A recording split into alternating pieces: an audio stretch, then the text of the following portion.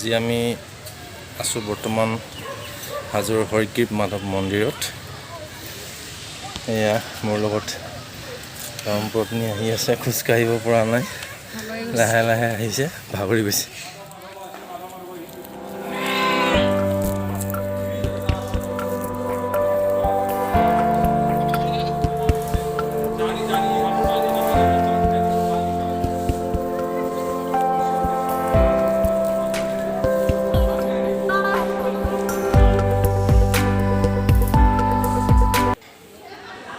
হয়গ্ৰীৱ মাধৱ মন্দিৰৰ কিছু অংশ আপোনালোকক দেখাবলৈ এয়া মই যত্ন কৰিছোঁ। চাওক আপোনালোকে, এইফালেদি আপোনাৰ মেইন মন্দিৰলৈ প্ৰৱেশ কৰিব পাৰি আৰু ইয়াতেই চাকি ধূপ জ্বলোৱা হয়।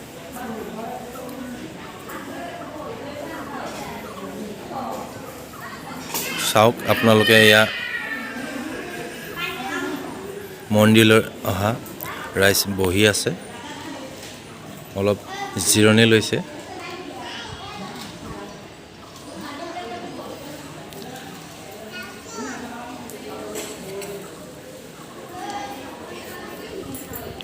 এয়া চাওক, বহুত পুৰণি প্ৰাচীন কালৰ এয়া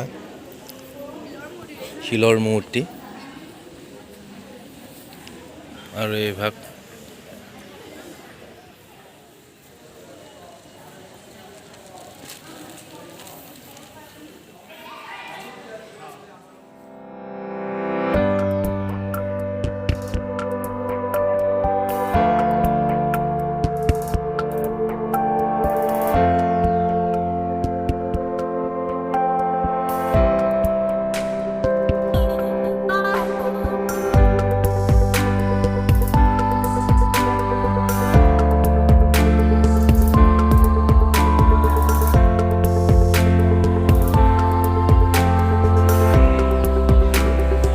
আমাৰ বৰ্তমান পূজা শেষ হৈছে। এয়া পূজা কৰি অহাৰ পিছত তুলসী, ইয়াত ধানৰ মালা, খুব ধুনীয়াকৈ সজোৱা হৈছে, খুব ধুনীয়া হৈছে। আৰু ইয়াতে কি হৈছে, ইয়াতে পূজা মেইনকৈ হৈছে তুলসীৰে কৰা হয়। এইডাল তুলসীৰ মালা আৰু এইখিনি প্ৰসাদ দিলে, অৰ্থাৎ আমাৰ নিৰ্মালি দিলে। আৰু এনেধৰণে ভাল লাগিলে আহি পৰিৱেশটো। আপোনালোকে আহিব বিচাৰিলে আহিব পাৰে। পঞ্চতীৰ্থ মানে হ'ল 5খন তীৰ্থ ইয়াত আছে, পঞ্চতীৰ্থ বুলি কয়। এয়া হ'ল হয়গ্ৰীৱ মাধৱ বিষ্ণু ভগৱান। 5টা বিগ্ৰহ আছে ভিতৰত হয়গ্ৰীৱ মাধৱ, দ্বিতীয় মাধৱ, গৰুপক্ষী, গোবিন্দ মাধৱ, বাসুদেৱ, আৰু তেওঁৰ সন্মুখত আছে লক্ষী দেৱী, বিষ্ণুপ্ৰিয়া, লক্ষ্মী দেৱী। ইয়াৰ পৰা 3 কিলোমিটাৰ, মানে প্ৰথম ধৰক 1.5 কিলোমিটাৰ আঁতৰত শ্ৰী শ্ৰী গণেশ দেৱালয়। তাৰ আগত আছে 2 কিলোমিটাৰ আগত কেদাৰেশ্বৰ, কমলেশ্বৰ আৰু গণেশ মন্দিৰ পাৰ হৈ গৈ তাত আছে কামেশ্বৰ। এয়া হ'ল পঞ্চতীৰ্থ। ইয়াত বিশেষকৈ মাঘ মাহত বহুত যাত্ৰী হয় আৰু কাতি মাহত ইয়াত তুলসী প্ৰদান হয়। ভক্তৰ যাৰ যেনেকুৱা ইচ্ছা, কোনোবাই গলমালা হিচাপে দিয়ে, কোনোবাই জালমালা হিচাপে দিয়ে।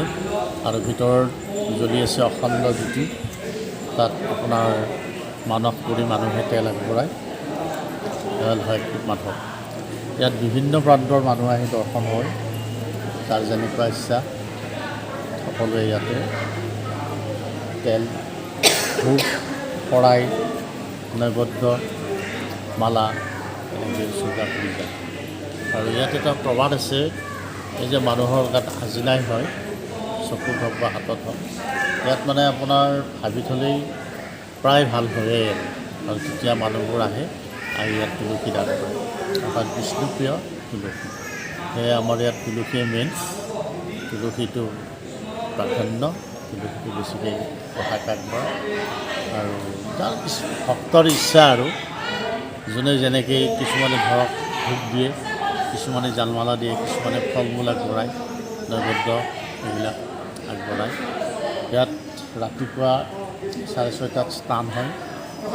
7:30 বজাৰ পৰা 8 বজাৰ পৰ্যন্ত মানে যোগাৰ জাতি কৰি 8 বজাত বিষ্ণু যজ্ঞ হয়, সদায় হয়।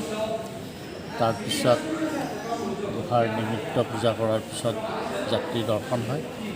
2টা বজালৈ 2টা বজাত মন্দিৰত দুৱাৰ বন্ধ থাকে, তেতিয়া মানে অন্নভোগ যিটো ভোগ চৰাই সেই ভোগটো গোঁসাইৰ তাত লগাই পেলাই ৰাইজক দি দিয়ে। তাৰপিছত 4টামান বজাৰ পৰা ৰাতি 8টা বজালৈ মন্দিৰ আকৌ খোলা থাকে। তেতিয়া গোঁসাইক যিবিলাক মালা আছে, জালমালা, গলমালা, কাপোৰ এইবিলাক চব গোঁসাইক পিন্ধায়। আৰু লগতে এটা ভোগ হয়, দুপৰীয়া যেনেকৈ দাইল চাউলৰ ভোগ হ'ল, ৰাতিৰ ভোগটো পিঠাৰ ভোগ বুলি কয়। তাত পিঠা বনায়, যাত্ৰীসকলে আগবঢ়ায় এইবিলাক, আৰু নহ'লে মন্দিৰত তৰ্পণ কৰাই দিয়ে। এইবিলাক গধূলি চব অৰ্পণ হয়, তাৰপিছত যাত্ৰীক দিয়া হয়।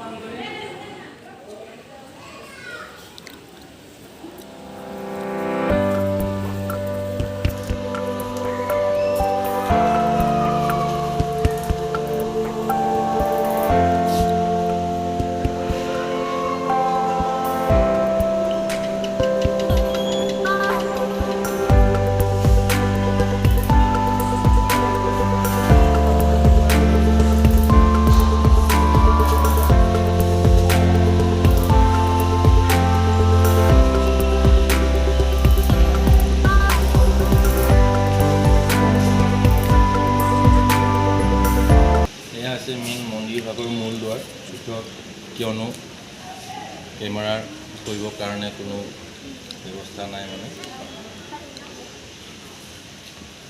ভালো পালো, ভালো পালো।